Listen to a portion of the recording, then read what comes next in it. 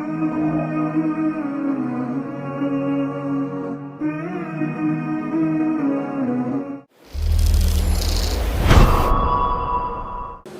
بالله من الشيطان الرجيم. بسم الله الرحمن الرحيم.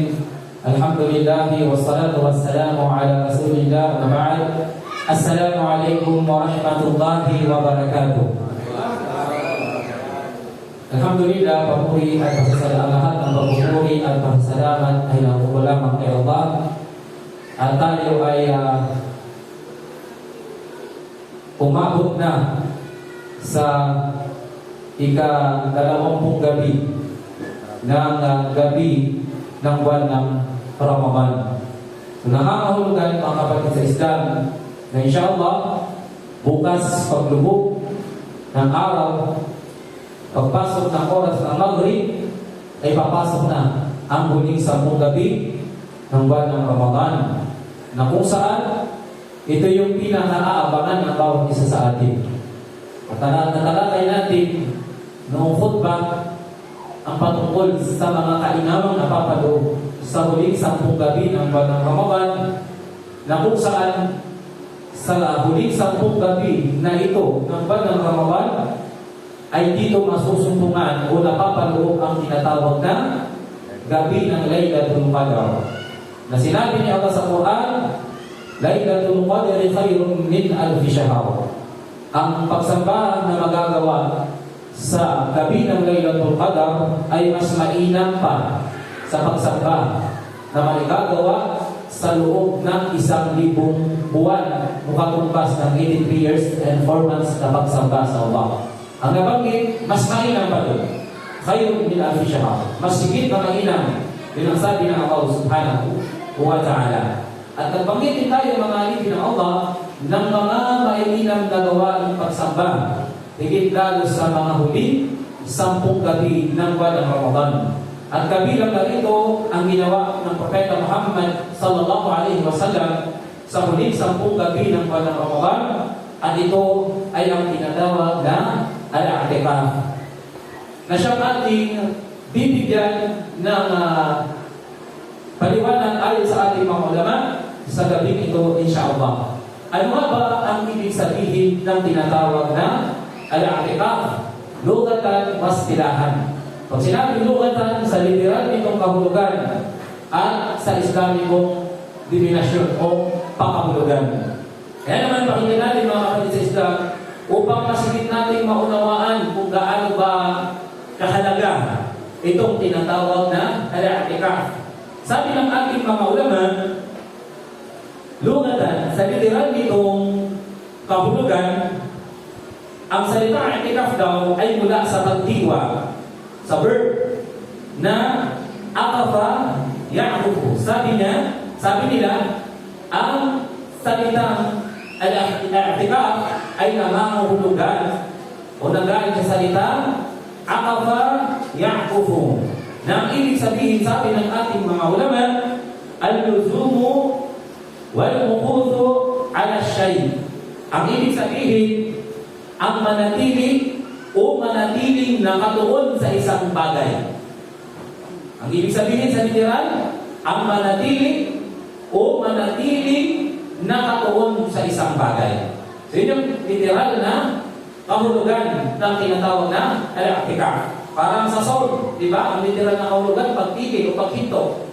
Yun. Ito naman, ang ibig sabihin ay ang manatili o manatiling nakatuon lamang sa isang bagay. At dito, maunawaan din natin na mas maidik kung ating mapapakinggan ang binigay na kahulugan ng salita i'tikaf, istilahan o syar'an sa Islamikong definition o pakahulugan. Sabi ng mga ulama, mga fuqaha, mga ulama sa fiqh, sabi nila, huwa luzumul masjidi li ta'ati Allah ta'ala.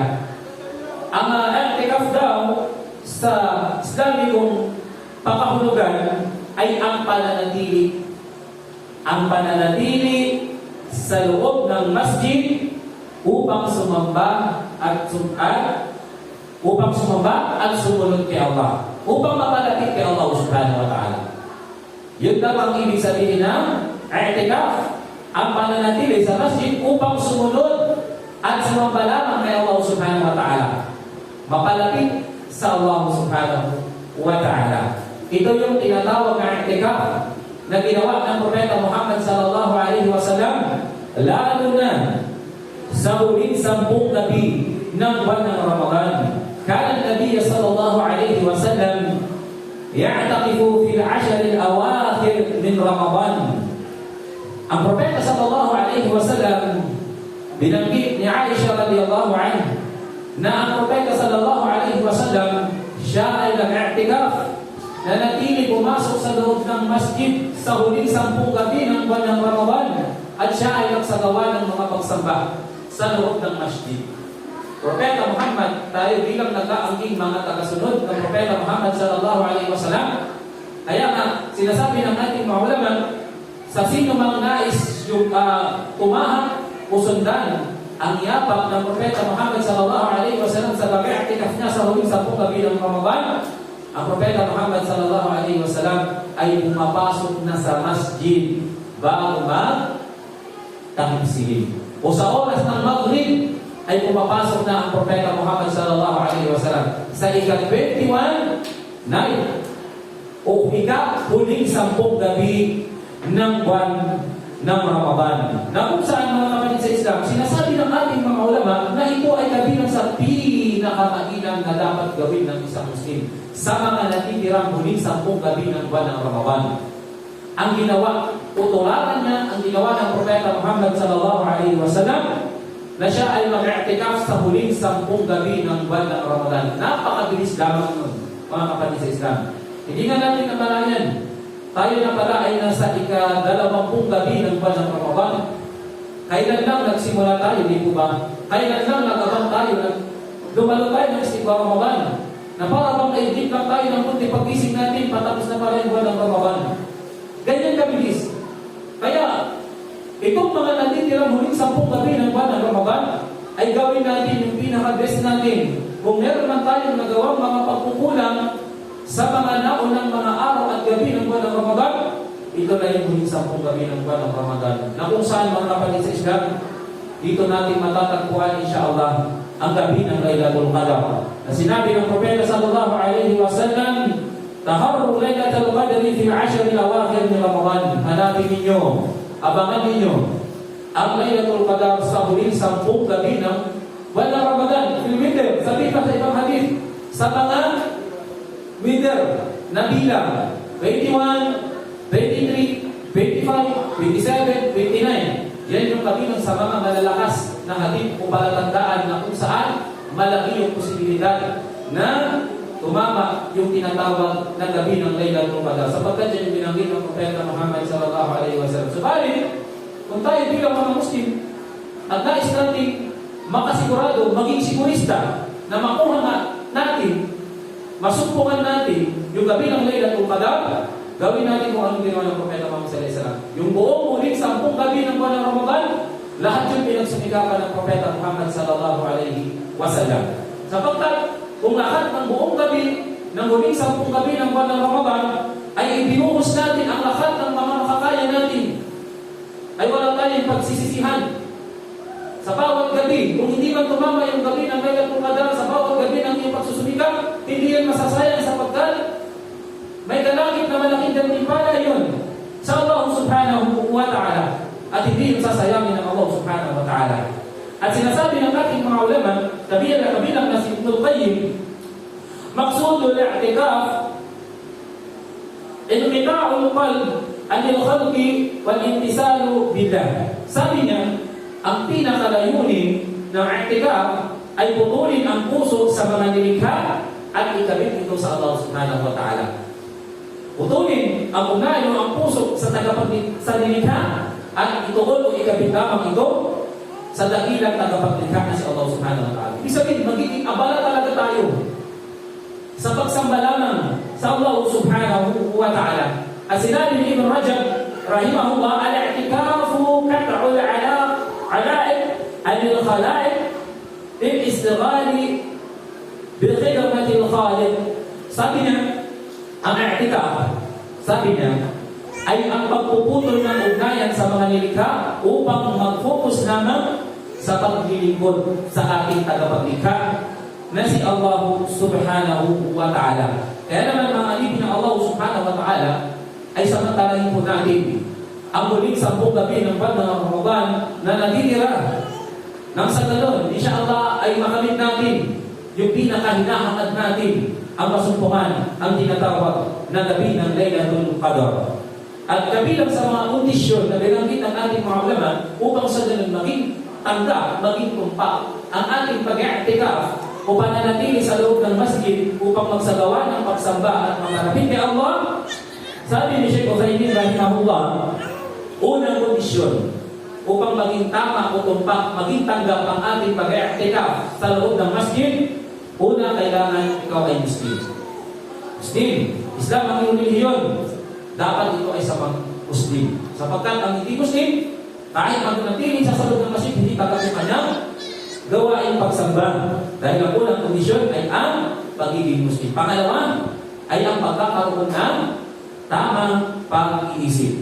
Pangatlo ay ang tinatawag na niyya. So tayo, bago tayo pumasok, ay maglalalim tayo. Ang layunin ay gawain ng puso at hindi binibigas ng dila. Innama ya'malu binniyat. Kaya doon pa lang sa layunin natin, malalaman na natin kung ano yung purpose ng ating pagpasok sa loob ng masjid.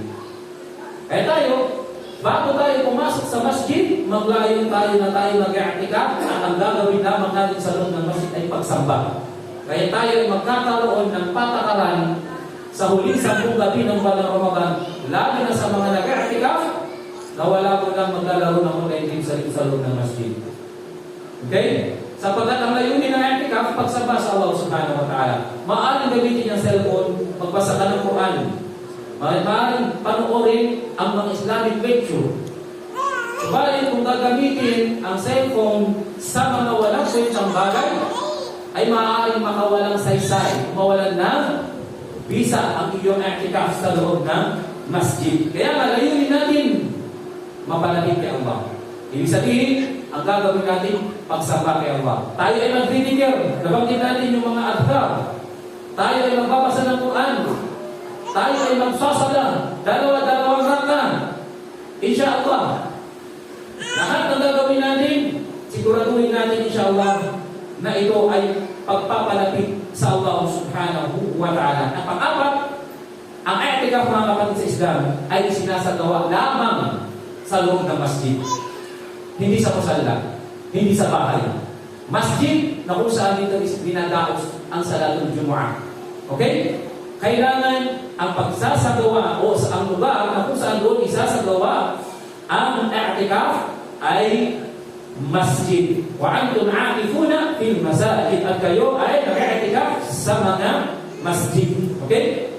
Panglima, para sa mga kababaihan ay kailangan merong pahintulot ng kanilang mga asawa o maharam upang sa ganun ay maging okay sa kanila ang pag-i'tikaf. Dahil ang mga asawa ng Rasulullah sallallahu alaihi wasallam ay nag-i'tikaf din, maging sa pagpanaw ng Rasulullah sallallahu alaihi wasallam, ipinagpatuloy ng kanyang mga asawa ang pag-i'tikaf sa loob ng masjid. At dinapalit ang ating mga ulama na kailangan malayo sa fitna. Ang mga kababaihan kailangan malayo sa fitna. Ibig sabihin, hindi sila nagpapabango.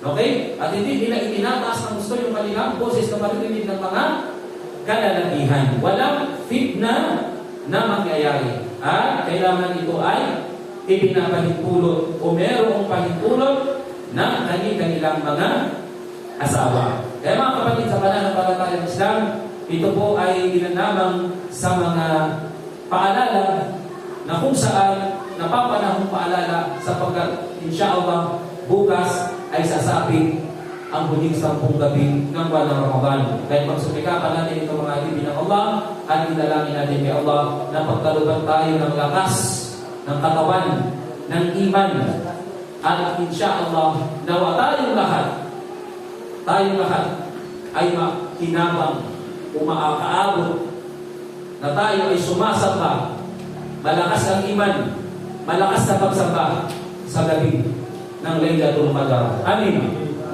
Subhanakallahumma wa bihamdik ونشهد أن لا إله إلا أنت ونستغفرك ونتوب إليك.